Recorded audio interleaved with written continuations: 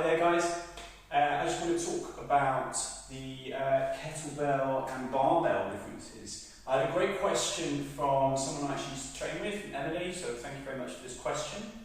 She wanted to ask about the technical difference between kettlebell and the barbell in terms of the transfer from technique and strength, as well as practically, and how do you integrate it into your training. So there's a bit more variety, you have something to do. I think it's a really great question, and that's why I wanted to answer it all publicly, and she's happy for that to go ahead. So thank you, Emily. We actually used to train together, do a competition together a while back as well, in the days of CrossFit. So to start off with, I would like to talk about some technical differences. We'll start there. So with the kettlebell, especially when you start off, the offset weight is something that a lot of people need to get used to because they hold it like this and you bust your wrist. And if you don't do barbell work, usually you grip stuff like that because the weight lands more directly through the hand, through the ulna, the weight bearing part is. Whereas with a kettlebell, you pull over slightly because of the offset weight. So you're always wrestling with a bell. Now, for me, there's a big transfer here.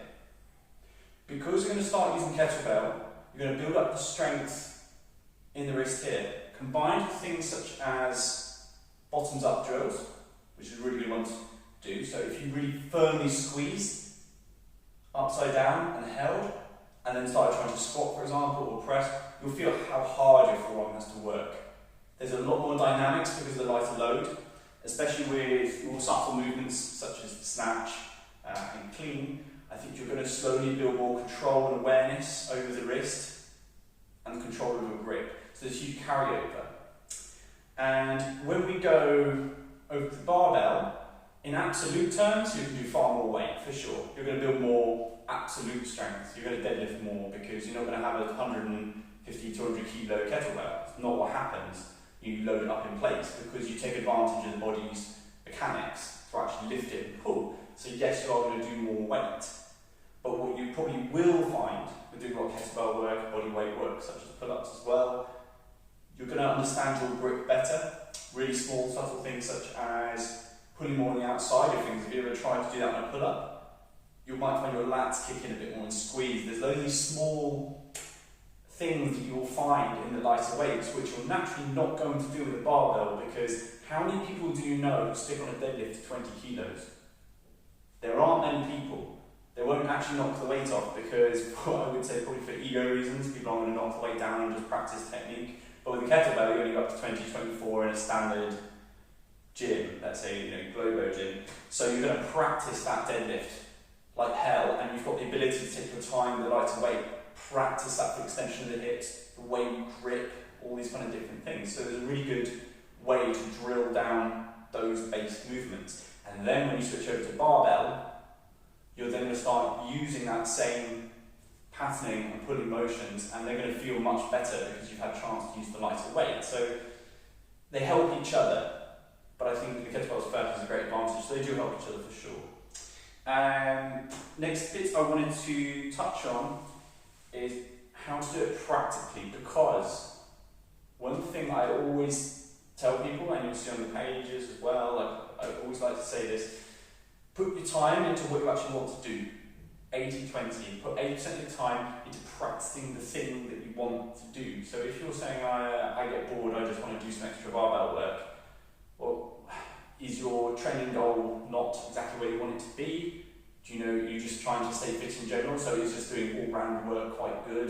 Do you want to become better at something? So integrating it is a bit more of a question. If you were trying to do strength, for example, you're going to need a number of days of recovery, you're going to take your time to build up hypertrophy depending on your training experience. You may need to do more frequency, but then are you leaving enough energy in the tank on a weekly basis to do any other types of training? So in terms of integration here, there's I think a slight issue. It's not that you can't, but you need to be smart with it. So I'm going to give you an example from what I would do, or what I do, and I'll talk more about the bench press, for example.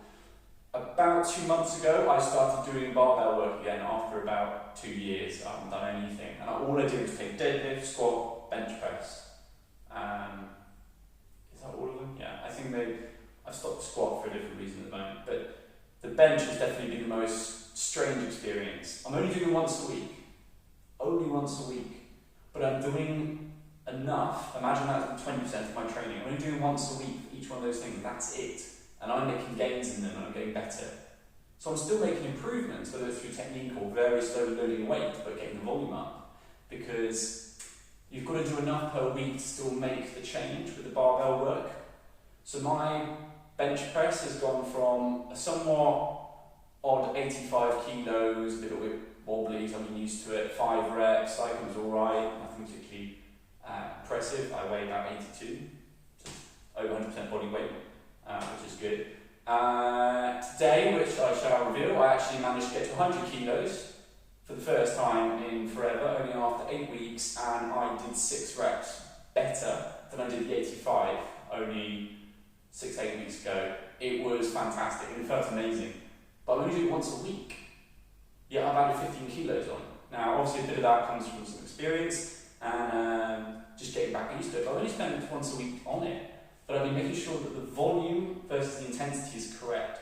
So the weight has to be correct to allow good form and get the right volume right. And just trying to make sure I marry up the two. So my sets are quite high, and I'm building them up, making sure that I'm getting really good quality reps. It always comes back down to the quality reps.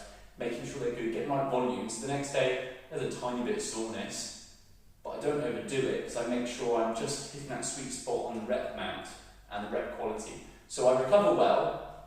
Generally from the heavier lifts, you're going to need a few days recovery to get absolute recovery. By the time it comes around to next week, I can do the same, but I add on one more set, or I can do one extra rep, but really well. It's small micro progression. So yes, you can integrate it, but you have to be smart with what you're doing. Otherwise, you're going to find yourself tipping balance the other way. So that would be how to integrate both practically. You're going to have to find a way to slot it in. So it may have a determining factor of your overall goal, such as trying to improve your swings the next 6 weeks, but you want to do bench, you want to do barbell work, fine. But try to make sure as a proportion of your time, you spend on it the right way, and during that time you're doing the effort and the intensity correctly, so you're still stimulating yourself per week. The science does show you can get away with once a week if it's done correctly. And that's not to say it's right for everyone or it's optimal gains, but it will give you the strength training. So I hope that sums it up, a little bit long-winded, but I do hope that gives you an idea of what to go away and try. If you've got further questions, please let me know, or different questions, please get in touch. Be happy to answer them in a similar format. Thank you very much, and thank you, Emily. Great question.